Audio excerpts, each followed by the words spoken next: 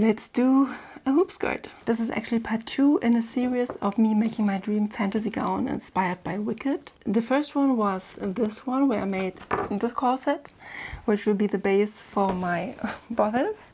And of course I need a base for my skirts too, and that will be a hoop skirt. At least that's my plan. So I did some experiments already. I was trying to drape a little on my little scale mannequin here, which is actually a decoration piece. And I ended up with something, but it wasn't wide enough. It was more like a narrow hoop skirt. So in my second attempt, I made a pattern on paper with her actual measurement. So let's see if that will fit her.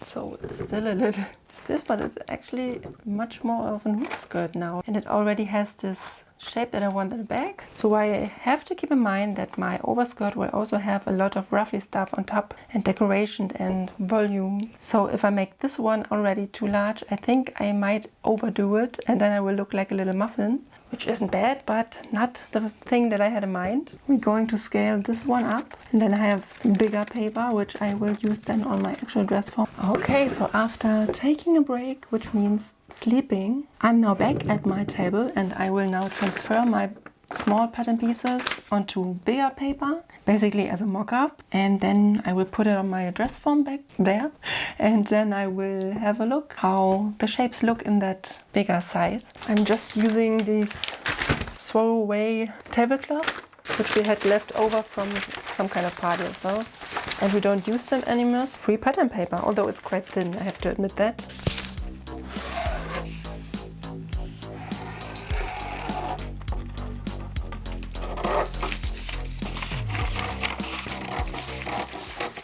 So I have made this monstrosity and I will now try to put it on a dress form.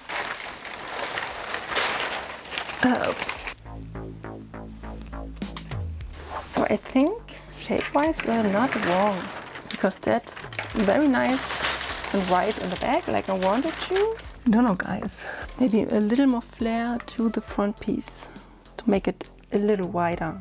So then also gets a little wider where the hip is, because I think that looks very narrow. That's what I'm going to do. I'm going to cut this apart, slash it, make it a little wider, and then I think we will just start.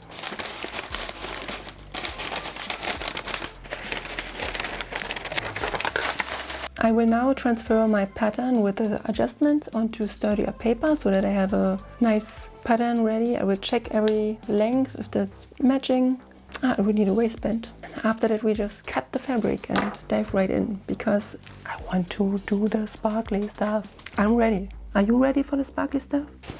So my good paper is not enough anymore, so I will leave it on that paper for now. Here's what I did to my piece. The front piece I slashed and spreaded it a little so it's now wider than it was. I raided my stash for bias tape. Of course I only have white when I'm doing a black hoop skirt, but I think I will use what I have. So I'm unrolling now this fabric, very stiff crinoline fabric, very interesting material. I have to find a way to mark on this. Not sure if the shark will work. We'll probably also already mark the placing of the boning channels, because then I can sew them while it's still flat. Makes more sense. Yeah, I have to do it flat, right? Too warm for me today. And here I also have my steel. So now let's see how we can mark this stuff. Actually the lines are showing, kind of.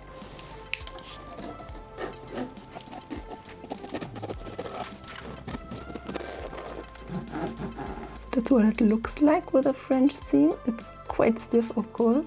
So I tested some more and I will do that. That is basically a French seam, and then I sewed it flat. Gives a nice finish, and I think that will, of course, with black thread. But I think that's my plan for the side seam. This way I can actually see the lines.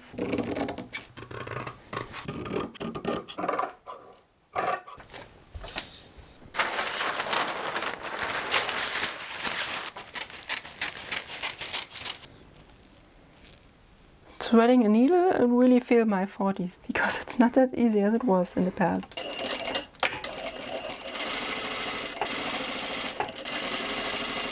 So we have something I'm still not sure if it's too narrow, to be honest.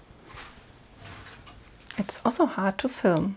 You can see the shape, and I think if I place the hoops correctly, it will go more like this, and then it will go in the back. Worst case would be cutting it new or making the panels larger or more panels. I maybe just have to trust the process. Where's my tape? As much as I would love to do it in black or green, I have a big roll, or at least a lot of this tape left, so I will use that. So I think the first one we will place something like that.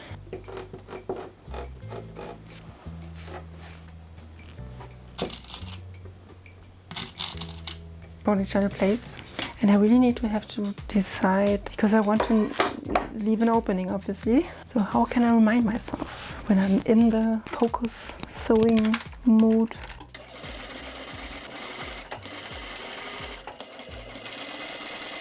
I'm not sure if I have a stupid moment. Because actually the channel needs to go over the seam, over the back seam, I think. But then I can't sew it anymore because it will be a nightmare. I'm having a lot of trust the process moments right now.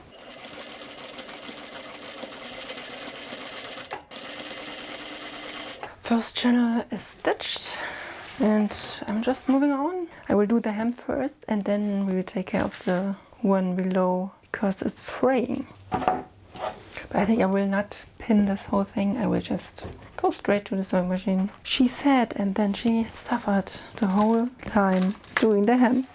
And yes, I'm stitching my white bias tape with black thread because no one's gonna see it except of you.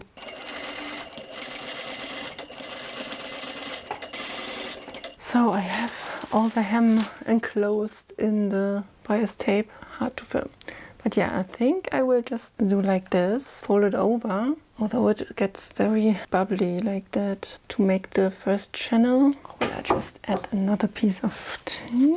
Yeah, I think I will be safe here and just add another row of tape to it. So I have now the channel stitched completely. It actually started to do its hoop skirt thing. It actually tries to flare out again already, only with stitching. Gives me hope. I'm measuring how much space I have between my channels. So I have to divide it by 3 actually to get my 2 separations.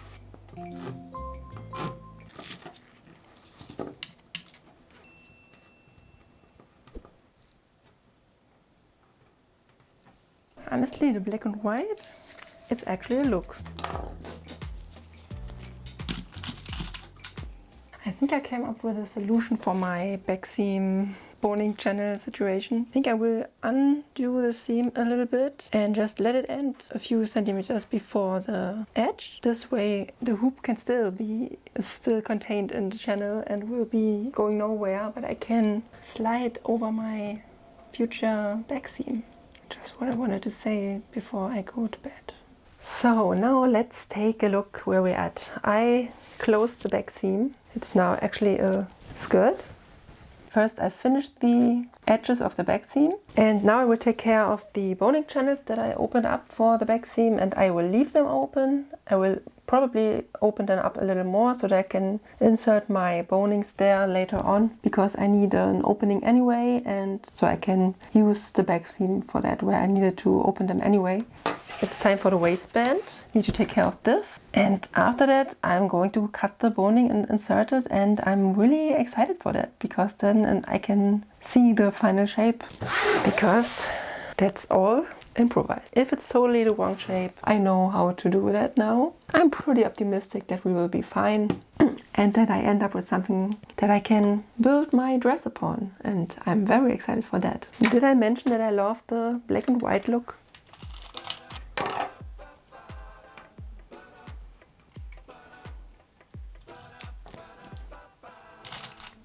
I fixed now all my boning channels. That's now my entry point for the boning, and I will leave it like that. And you can see then the metal there. It's fine. So I will take this cotton band that I cut for something else, and I think I will just use that as my waistband. I will check if I have some interfacing for that. Then I put on the waistband, and then I'm almost done.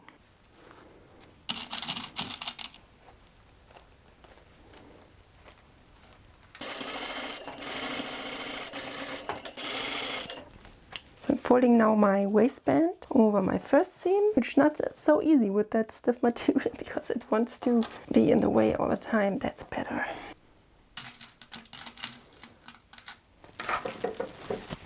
We have a waistband, yay!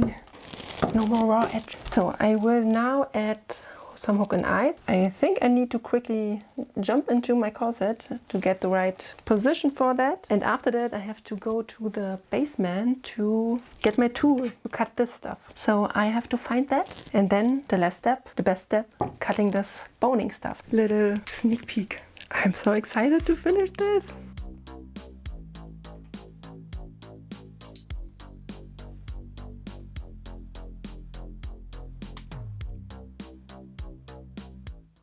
Okay, so now I got my cutter from the basement and now I need some measurements for my boning. That's what I'm going to write down, and then I'm going to cut this, which would have been easier before closing the back seam, right? But yeah, these are just the things that I do, making life for myself harder. Okay, I think I will start with the smallest one, and I will cut a little longer because in my head they need to overlap, or it would be nice if they overlap. And I can cut something away anyway, so. As butter. So in the past I did a lot of things with these to secure the ends. I got the caps for it, but through all my years that I'm using these things, could never make them stay. So I might add some tape to it. I see it from the length, but I make myself a little number on them. So I ended up just snipping the side and now it fits on top, but I'm still going to use some tape to make it stay there because I don't trust them at all. And of course, don't try this at home. I'm not a professional. This works fine. So I cleaned my room, found all the little spiky bits. I put on my little caps and then I wrapped it with the white tape. So that first one is ready. So now it's time for the final thing to appear in front of my eyes, because I'm going to put my hoop skirt onto the dress form now and I'm going to slide in all of the boning and then I'm going to see the final shape.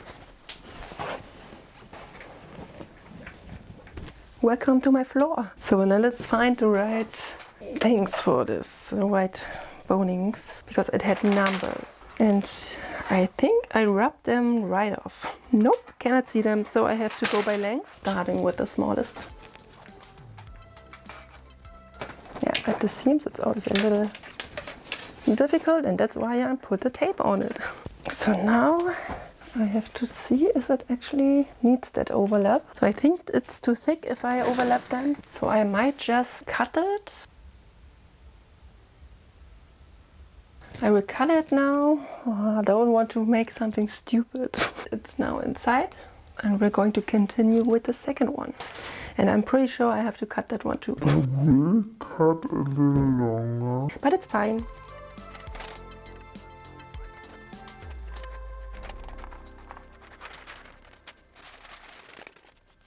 I did it, all the hoops are in there.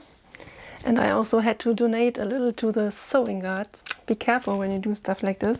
I have mixed feelings about this. I think it could be bigger.